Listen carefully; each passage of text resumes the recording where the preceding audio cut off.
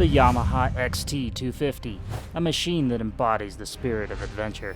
I have owned this motorcycle for 4 years and put almost 5,000 miles on it. Was it worth it? Here are 5 things to consider. It can go anywhere.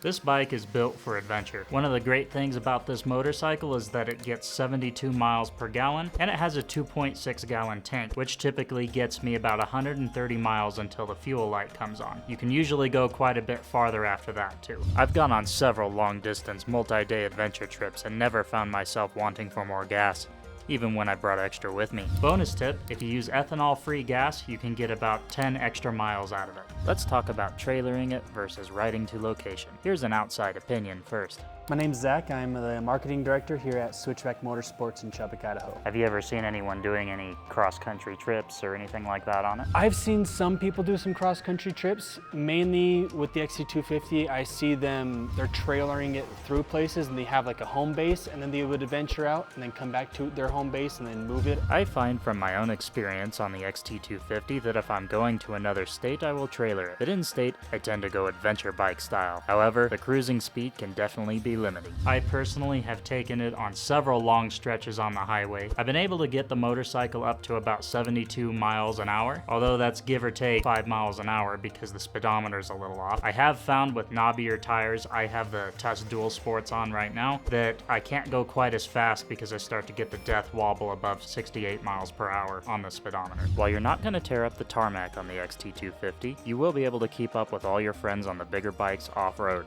Heck, you might even be able to outrun them with the lighter and easier to handle bike in technical sections. I've also found that you can probably throw this motorcycle off a cliff and it will probably be fine. Well, probably not. But falling over on this bike is going to have a lot less consequences than falling over on a bigger bike, which as a beginner, I've fallen over a lot. Which leads me to my next point, it's tough.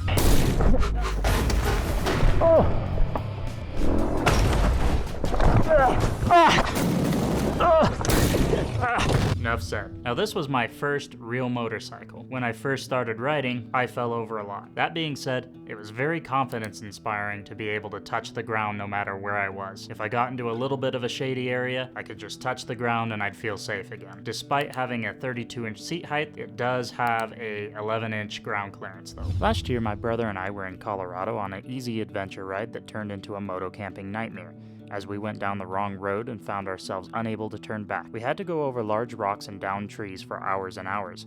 Had our bikes been any bigger, or a ground clearance been any less, the situation could have turned out to have been a lot worse. If you want to see how we got out, check the link in the description below. I would say the XT250 is a great adventure bike. Because of its lightweight and simplicity, the rider is going to learn what they can do themselves and not be afraid of the bike or the consequences of crashing that bike.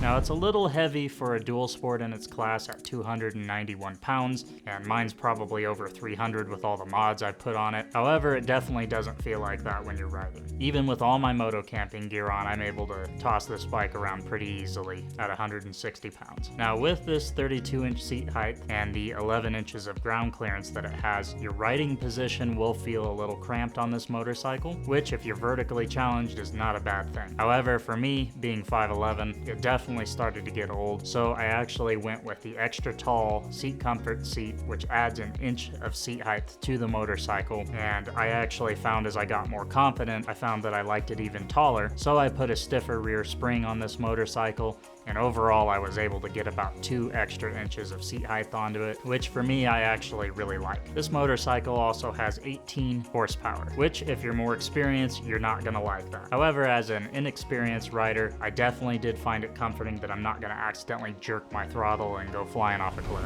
For the advanced rider, they're probably going to wish they had a little bit more power, but the XT250 is going to feel like it's a pit bike to them. They're going to be able to throw it around and really just think of, I wonder what would happen if, as they're riding that, and they'll be able to override the bike and have fun in that scenario.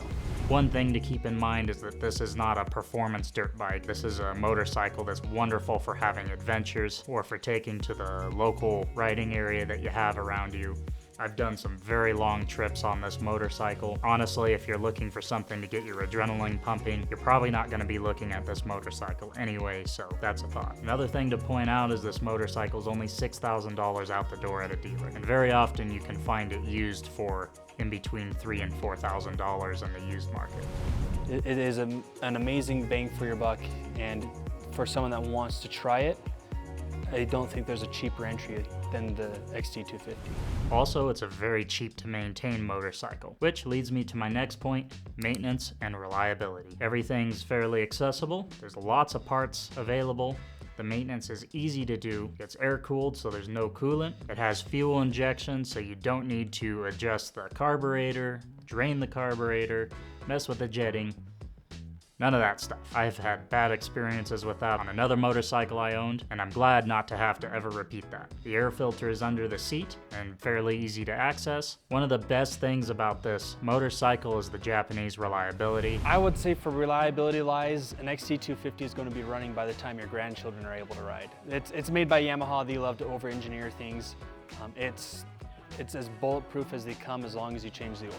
This bike has never broken down or left me stranded anywhere. In addition, the aftermarket scene is pretty on point, as this bike has been absolutely unchanged since 2013 and fairly unchanged even before that. So that leads us to our last consideration, mod availability. There are tons of mods available for this motorcycle, and I have put tons of mods on this motorcycle. The more and more that I ride, the more and more I've liked the adventure side of things, and so I've actually set this motorcycle up in an adventure configuration. I have a mod video that goes over all the mods that I have on this motorcycle for you to check out next, so make sure you do that. The only thing that you won't see on it is I have an updated USB port on this bike, and I also have a new windshield, which I will put links in the description for if you're interested. The windshield is from Parabellum, and it's pretty expensive, and then the USB port is entirely homemade. I can talk about that a little more in a future video if you guys are interested. I bought a few parts for it, put together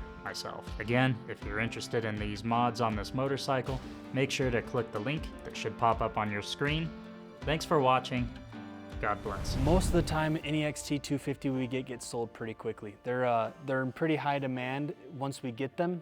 We even have to sometimes get them from other dealers because we don't have enough to supply our demand here. But they are a very popular bike that come in as quickly as they go.